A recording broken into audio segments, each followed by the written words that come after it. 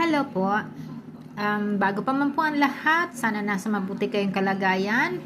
Huwag makakalimot magdasal sa mahal na Diyos. At syempre, ang pag-uusapan po natin ngayon ay ito nasa loob po nito. So, ito po ay container ng aking natatago. Ito po ay gusto kong i-share sa inyo kasi para sa mga baguhan, para alam nila kung ano ang hahanapin pagdating po sa mga paghahanap ng mga anting-anting or mutya. So, shout out po sa mga bago kong subscribers at salamat po. At shout out din po sa mga datihan at sa mga taga-subaybay po. At syempre, wag pong makakalimot ang mag-iiwan po ng comment, ilalagay ko po yung pangalan ninyo sa draw natin sa end of November 2024 po. So, ang mananalo po, mabubunot na isang pangalan, siya ay makakatanggap ng 4,000 pesos. So, anyway po, good luck po. So, eto na po tayo. Is papakita ko sa inyo. So, para po ito doon sa mga baguhan na gustong kolekta ng mga agimat. So, ayan na. So, pakita ko po sa inyo. Unang-una po itong container na ito. Kasi, importante po ang lugar na tinataguan ng ating mga para po sa akin, So, ayan po. So, unang-una po, ito po ay kahoy. At makikita po ninyo ito. Ito yung may mga ugat ng kahoy po na may mga ng bato. So, yung bato po wala na. Hindi ka nakarating sa akin. So, okay na po yan.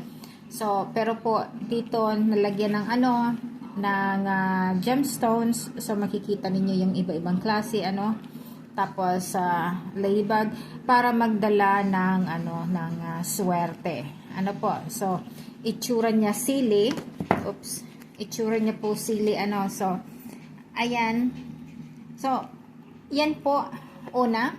Ito naman po ay mani. So ito po ay mga lucky charm na So at makikita po ninyo ito ay hindi na po ito pwedeng kainin kasi ito ay part na po ito ng collection ko. So, at kita naman ninyo ang itsura niya, So, yan po. At ito, ayan, makikita ninyo na kabalot pa, So, ito po ang uunahin natin. At itatabi ko ito dito para, so, kasi po ito nakabalot dahil importante po na hindi sila magkakadikit kasi iba-ibang area po ito, iba-ibang lugar na pinanggalingan, hindi lang po isang kahoy. Pero, so ito po, ayan. So ito po kung titingnan ninyo, ito ay ugat ng kahoy, ugat ng kahoy siya na may kagat-kagat na bato. Ayan, kung titingnan niyo po yung may mata siya So, ito po ay tinatawag na siya mutya ng karbungko. So, ito yung yung ahas, na nagkagat, na may kagat-kagat na bato. Pero ito po ay ugat. So, ito po yung tinatawag na kung mayroon po kayo makakuha ng ganito na eksaktong itsura po talaga ng ng ahas, ayan po. Kita ninyo So, yan po ay magandang gamitin po pagdating sa protection, lalong-lalo na po sa kaaway. Kaya lang naman po wala naman tayong kaaway, kaya po ito? Set aside natin ito. So, ganyan po ang una. So, Ayan po. Napunit. So, yan po, tago muna. So, ito po. Ayan. Ito po ay ayan. Ito po ay ganun din po. May pero dahil sa ito ay yung tinibag po ang kahoy, kaya natanggal po yung niya, yung buto, yung pakalagay niya. So, pero kaya po ito ay, so, bali ganyan po siya, ang niya, ganyan talaga siya. So, ito po, natibag siya, kaya ito na lamang ang ang natira na punta po sa akin. So, ito naman po, ito ay nakaganyan siya. Natin, higa natin, para kita ninyo. So, ganyan po siya. Kasi nung to sa akin, ayan, para makita po ninyo. Tapos ito, tingnan niyo yung hugis po ng bato, tapos tingnan niyo yung hugis niya. So, yan po yung nag-form na nag-form po siya. So, bali ganyan po siya. Tapos ito, ganyan, ito,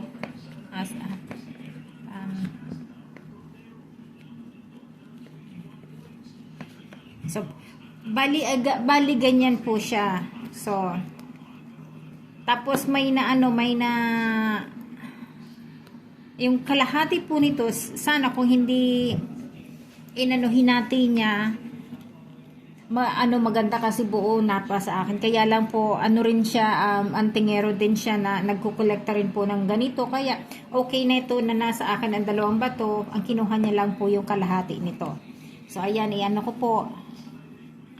So, ito po ay kung gagawin pong kwintas, dapat nito ay idikit ng contact cement. Po, para hindi matanggal, kasi pag matanggal tapos matapon ako, wala na pong so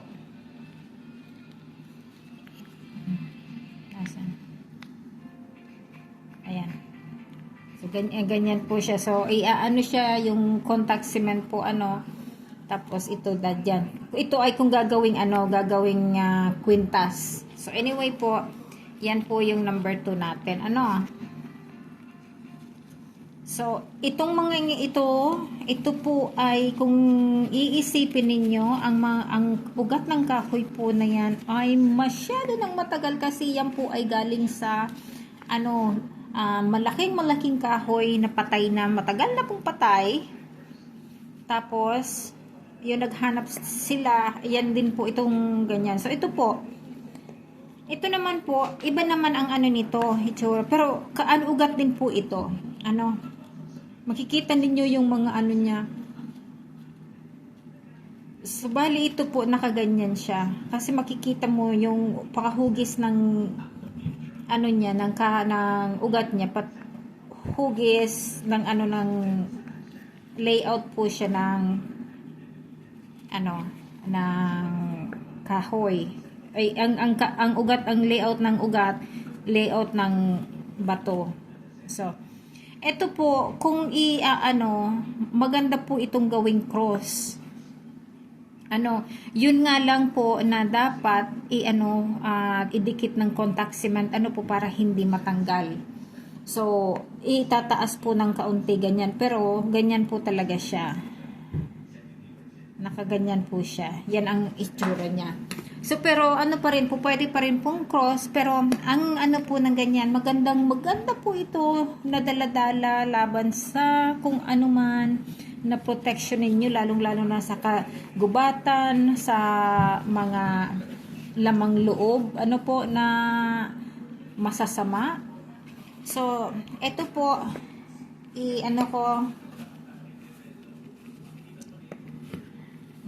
kita ninyo. So, ito po, ganyan din po. Iikot ko ng kaunti.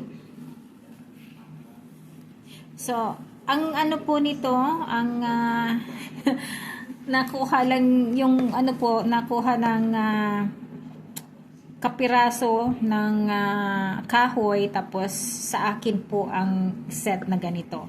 So, kung titingnan po ninyo, ito ay kahoy, ano po, ayan yung ano niya, layout ng ano na, oy, layout po ng inukit ng bato. Ano po, so at tingnan niyo yung bato, ganun din, parang may ano siya, kasi nakaganyan po siya, nakaganyan siya. So kaya kita mo yung ano, yung layout ng ano ng bato, ganyan din ang layout ng ugat, nakaganyan po siya. So ito pong isa, tigkabilaan po, kaya ito maganda po ito kasi ano, tigkabilaan siya. So ito,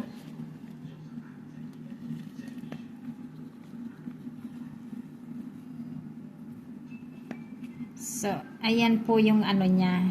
Yan po ang hitsura niya.